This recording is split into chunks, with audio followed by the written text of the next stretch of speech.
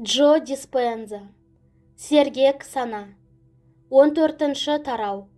Аян мен айқындық. Жаңа жаралыстағы өмір. 5 апта. Өзгерістердің аян болуы, яғни нақты көрініс табуы, сіздің жаңа, ішкі жөн-жосыққа үйренгеніңізді білдіреді.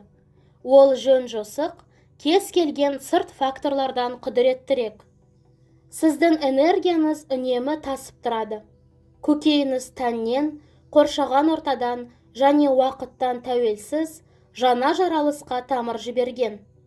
Жаңа өмірге қандай болып кіресіз? Өзіңізді үнемі үй ішіндегілермен тілдескенде, балалармен ойнағанда, жұмыста, түскі ас кезінде бақылаңыз. Өзгерген болмыс күйін үнемі қуаттап отырасыз ба? Егер күні бойы медитация кезіндегі энергетикалық деңгейден аумасаңыз, онда ұзамай өміріңізде өзгерістер болады. Кванттық заң сондай. Істер ниеттерден алшақтамағанда, әрекеттер ойларға теңескенде, біз шынында да басқа біреуге айналғанымызда уақыттан озық боламыз. Сыртқы орта бұдан былай ой сезіміңізді қадағаламайды, қайта керісінше болады. Ұлылық деген осы. Әмбе ол әрдайым сіздің бойыңызда бұғып келген. Сырт көріністің түп негізге сәйкестігі өткеннің құлдығынан тәуелсіз азаттықтың нышаны. Ал энергия азат етілгенде, оның жанама әсері ретінде біз қуанышқа бөленеміз. Өзгерістер көрінісі, жаңа тұлға ретіндегі өмір. Егер ішкі нейрохимиялық күй барынша бір қалыпты әрі үйлесімді болса, оны ендігі жерде ешбір үйлесімсіз сырт түрткі бұза алмайды. Демек, ес тәнмен жарастықта болғаны. Сіз шынымен де басқаға айналдыңыз. Ал жаңа күйді, жаңа тұлғаны жаттап алғаныңызда, ішкі өзгерістер міндетті түрде сырт дүние мен дара жаралыстан көрініс табады. Мінез құлқыңыздан шынайы түп негізіңіз танылса, жаңа тағдыр жолына түскеніңіз. Тәнді жаңа ес деңгейінде ұстай аласыз ба? Эмоциялар көкіректе сақталатындықтан, сіздің міндетіңіз бірде-бір сырт фактор өзіңізді бұрынғы жаралысқа қайтара алмастай сергек санамен қадағалау. Сіз жаңа менді әбден жаттап алып, ортаның қарсылығына қарамастан, одан айырылмауыңыз керек. Есіңізде болсын, егер бәрін дұрыс істейтін болсаңыз, медитация барысында ойлаудан болмысқа көшесіз. Ал керекті күйде жаңа болмыс деңгейіне сәйкес ойлап, әрекет ету әлде қайда оңай. Өзгерістер үнемі көрініс табуы тиіс. Қысқаша айтсақ, өзгерістердің көрініс табуы дегеніміз, дұғаларыңыздың Құдайдың құлағына шалынғандығын көкейіңізбен түйсініп өмір сүру. Өмірдің сіздің ең батыл дәмелеріңізге саймасай болғандығына қуану. Үнемі кемел тұлғаңызды жаратқан кезіңіздегі күйде болу. Жаңа тұлға жаратуға медитация жасап, одан кейін ескіше өмір сүргеннің еш мәнісі жоқ. Ол таңертең пайдалы ас ішіп, сосын күні бойы зиянды фастфуд қарбытқанмен бірдей. Өзіңіз қалаған оқиғаны материаландыру үшін мінез құлықты мақсатпен толық сәйкестікке келтіру қажет. Іс-әрекеттер ойлардан алшақ, ал шешімдер жаңа болмыс күйіне кереғар болғаны еш жарамайды. Ойша жаттығулар барысында жеткеніңіздің бәрі тәни тұрғыда қолданылуы тиіс. Тәніңізді қосып, оған естің үйренгенінің бәрін орындатқызыңыз. Сонымен жаралыстан жауап алу үшін жасампаздықпен жеткен энергия деңгейінен танбау қажет. Егерде ғаламның өзіңізге таңғажайып оқиғалар тілінде жауап бере бастағанын қаласаңыз, асқақ ес күйі сіз үшін қалыпты жайтқа айналуы тиіс. Жасампаздық энергиясы сізді уақыт пен кеңістіктен тыс өлшемге жалғап, қалаған оқиғаңызды тартуға көмектеседі. Меннің Екі кебін тұтастыру сіздің күнделікті өмірде де медитация үдерісінде жаратқан тұлға болып табылатыныңызды білдіреді. Сіз бұрын кванттық әлеует түрінде тіршілік еткен болашақ өзіңізге айналып келесіз. Егер күнделікті өмірде медитация кезіндегідей электрлі магнитті толқын тарататын болсаңыз, жаңа тағдырға жалғанып қойдыңыз деген сөз. Өзіңіздің кемел нұсқаңызбен теңесіңіз. Сонда жаңа жаралыс сізге жомарт сыйлар тартады. Киелі күштердің жауабы да сол болады. Ғаламның үн қатуын күтіңіз. Ғаламның жауабы екі энергетикалық күйдің, жасампаз күйіңіз бен күнбе-күн тіршілік ететін күйіңіздің бір-біріне сай келуінің нәтижесі. Ол жауап кемелдігіңізді өзіңіздің тәни жаралысыңызға бойлатқаныңызда келеді. Егер ес пен тәннің асқақ күйін қуаттап алып кете алсаңыз, онда жақын арада өміріңізде өзіңіз қалаған өзгерістер болады.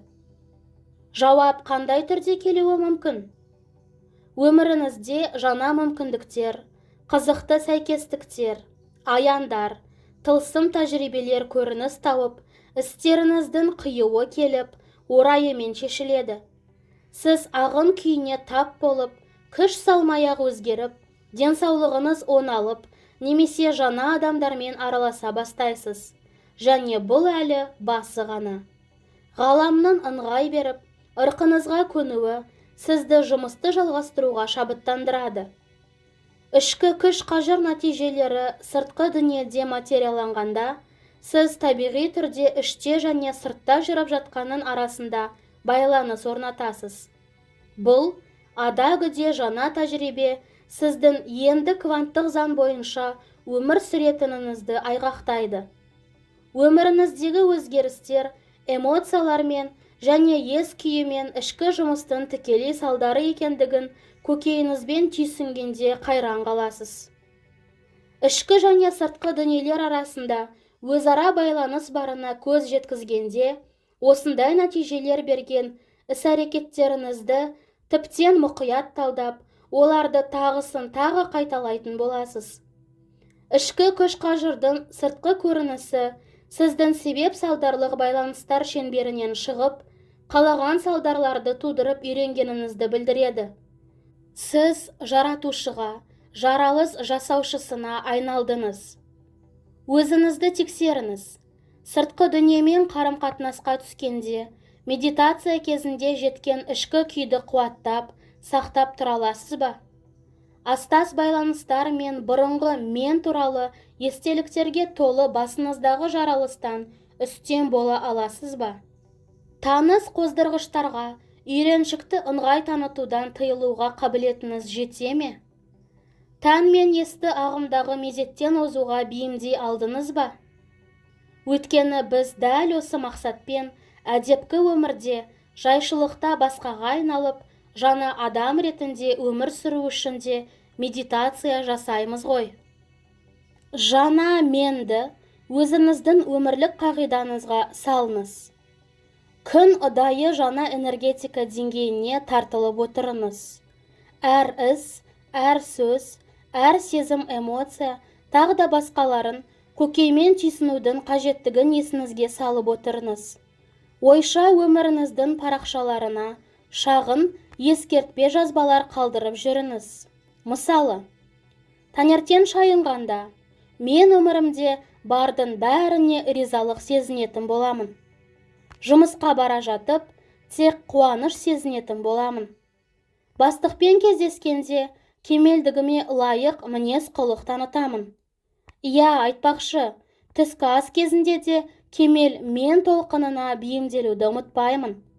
Үйіме келіп балаларды көргенде, бойыма энергия мен жігер құйылғанын сезініп, олармен емен жарқын сөйлесіп, мейірлене сырласамын.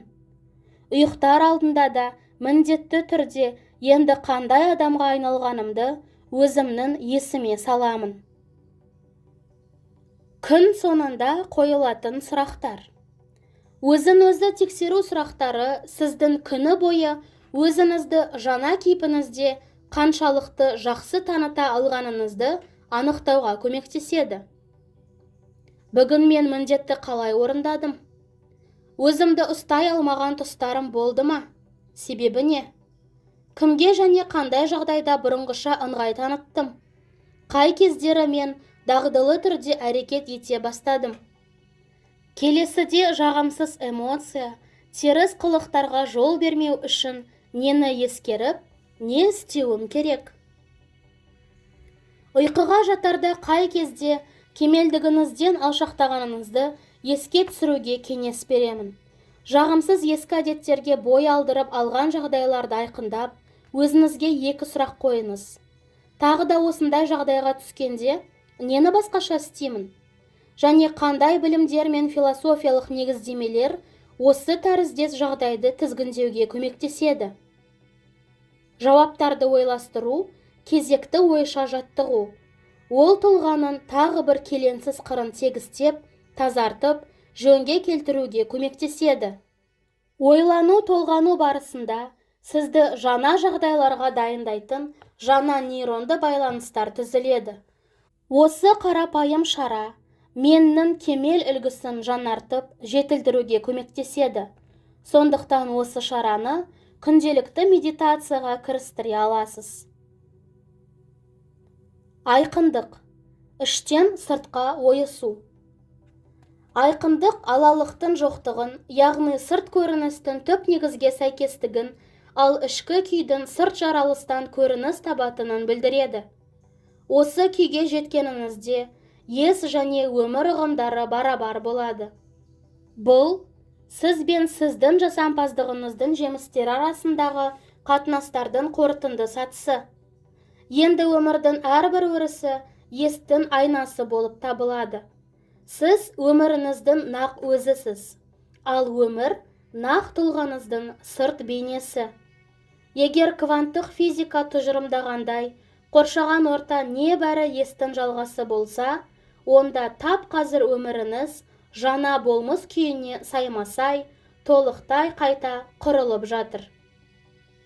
Айқындық түпкі ішкі мәніңіз бен сырт бет бейнеңіздің жігі жоғалып, шынайы, рухани күш қарымға ие болатын күй. Сол күйде көп күткен тұлғалық өзгерістер іске асты. Сіз сезім арқылы даналықты сіңіріп, сырт орта мен өткеніңізден аса алдыңыз. Айқындылықтың анық белгісі талдағыш, талдауға бейім естің әсіре белсенділігінің бәсенсуі болса керек. Сіз бұдан бұлай бәрін көпіртіп талдай бергіңіз келмейді. Себебі бұл сізді өзіңіз жеткен болмыс күйінен тайдырады. Өйткені жалғандықтан, көмескіліктен арылып, өз мәнімен, болмысымен табысқан айқындықтың жанама әсері, шынайы қуаныш, асып тасқан энергия, өзін таныту еркіндігі ғой. Ал эгодан келетін кез келген ой, жағымды, ұнамды эмоциялардың қарымын қайтарып, қуатын кемітеді. Сол сәтте туып, өміріңізде тамаша өзгерістер бола бастайды. Сол ғажайыптың бәрі өз есіңіздің арқасы екенін көкейіңізбен түйсінуден тамсанып, тәнті боласыз. Осы күнге дейінгі өміріңізге шаттана, құшырлана көз жүгіртесіз. Және өміріңіздегі ештеңені де өзгерткіңіз келмейді. Бірде-бір оқиға қайғыртып өкіндірмейді. Өйткені жасампаздық салтанат құрған сәтте бәрі де өз мәнін иеленеді. Өмірдің өзіңізді осы бір мерейлі сәтке жайлап, жетелеп келгеніне көз жеткізесіз. Жұмсаған күш қажырыңыздың нәтижесінде өрелі ес санасы сіздің санаңызға енді. Оның түп негізі сіздің түп негізіңізге айналды. Сіз нұр бастауға жақындадыңыз. Сіздің шынайы табиғатыңыз, сіздің ең табиғи күйіңіз осы. Ал тұла бойыңыз көзге көрінбейтін, күллі жандыны жаратушының энергиясына тұнғанда, міне сонда шынайы түп негізіңізді де сезінесіз. Өмір соққылары жаныңызға жара салып, оны тепе-теңдіктен тайдырған. Ол жан күрделеніп, бірнеше бөлікке бөлінді. қайшылыққа толып, тайызданып, күйрек тартты.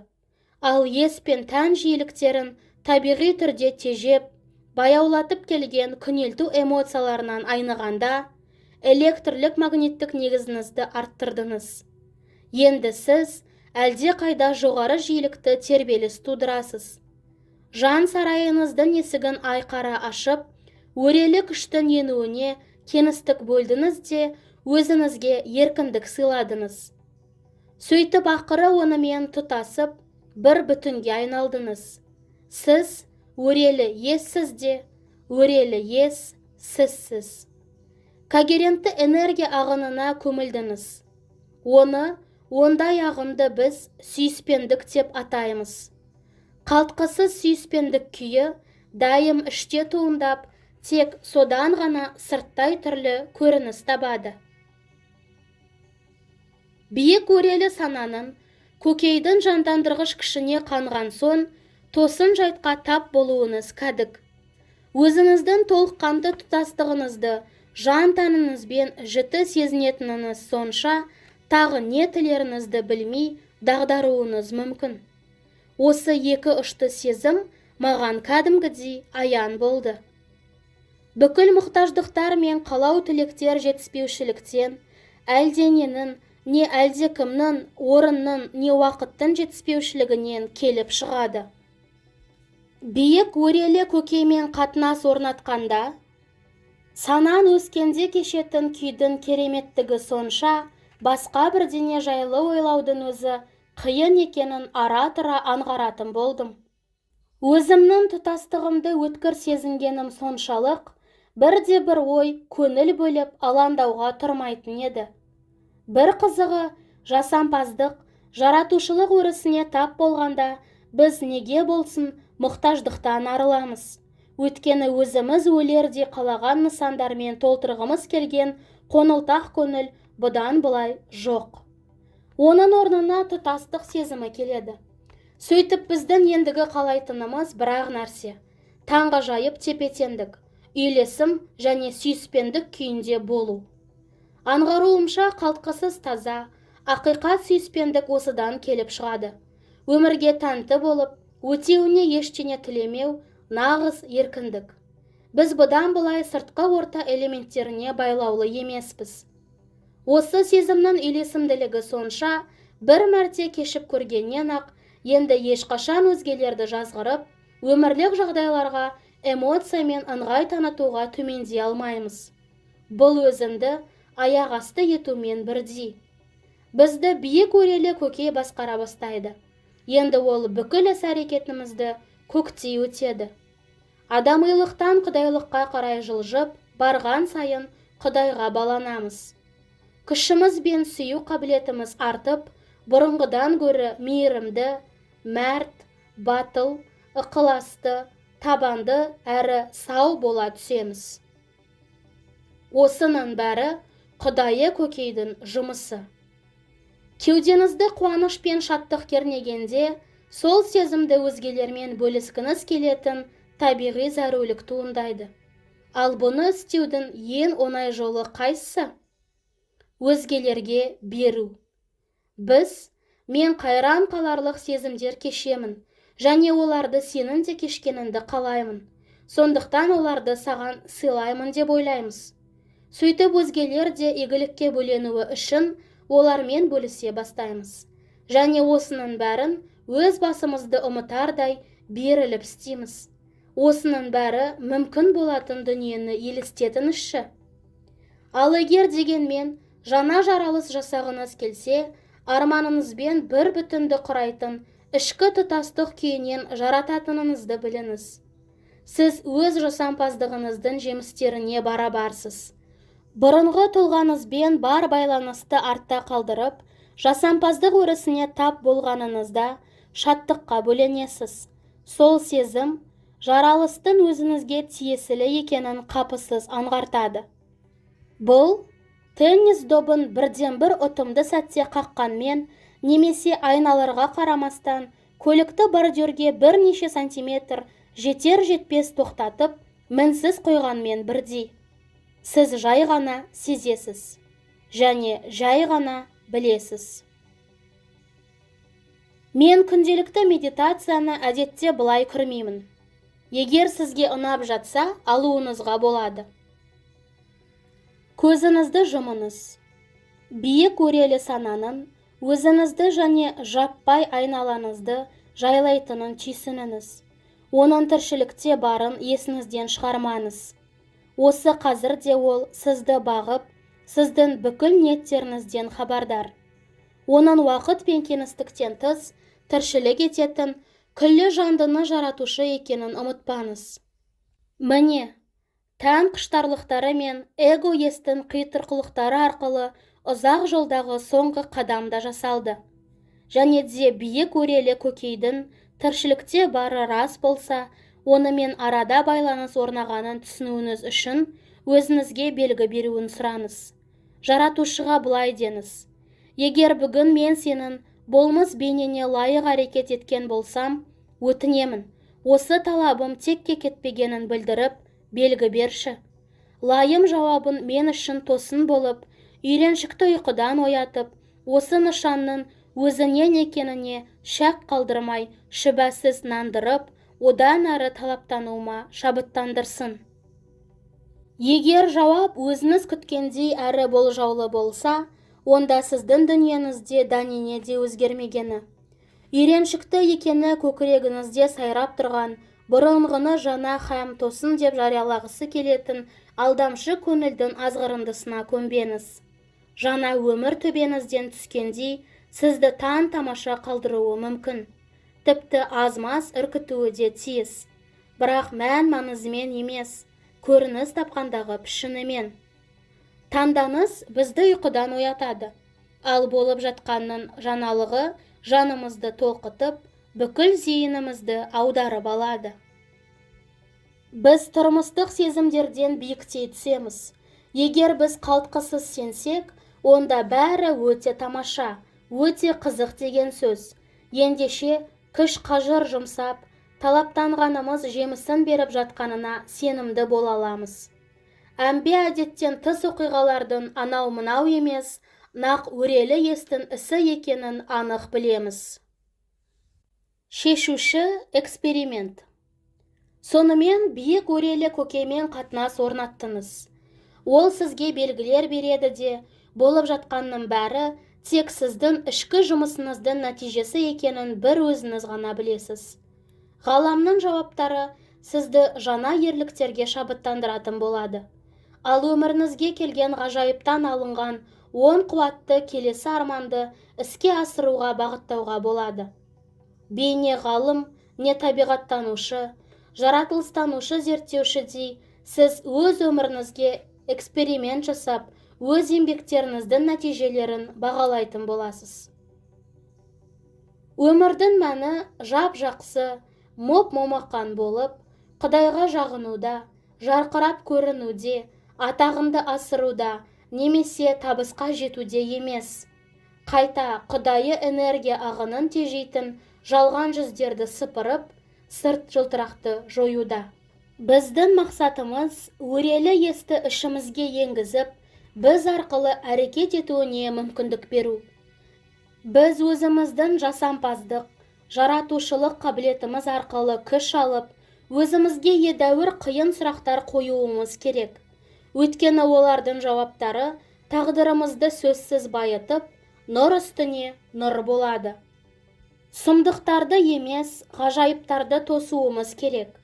Өрелі естің бізге жақтастығын, өзімізге жақтас екенін толық түйсініп өмір сүруіміз керек. Есті қара дүрсіндік, қарапайымдық деңгейінен көтеріп, көзге көрінбейтін күштің көмегімен жеткеніміздің бәрінің байыбына бара отырып, осыған дейін беймәлім болған мүмкіндіктерге ашылып, біз өзімізге өзіміз көмектесіп, рухани өсеміз. Ғаламдық естің таратушыларына, жалғастырушыларына айналамыз. Мысалы, сіз өзіңізді аурудан жаза алдыңыз делік. Ендеше бұдан да ілгерілей түсіп, басқаларды сауықтырғыңыз келмес пе еді? Жай ғана қолыңызды тигізіп ақ, адамды емдей алсаңыз, онда әрі, мүмкін жақсы көретін адамымды қашықтан емдеп жазалатын шығармын деген жаңа сауал туындайды ғой. Ал ол өнерді де меңгеріп, біреудің денесін алыстан емдеп, ағзасына оң әсер етсеңіз, тіптен әуестеніп, жоқтан бар жасау қолымнан келер мекен деген жаңа міндетте көлденең дейді. Біз қаншалықты қияға құлаш сермей аламыз, қаншалықты биіктеп шарықтай аламыз. Бұл саяхаттың ұшы қиыры жоқ. Бәрі тек адамның ынта ықыласына, ізденгіш сұрақтар қойып, жаңа білімдер іздеп, ес пен жанды ашық ұстай білуге байланысты.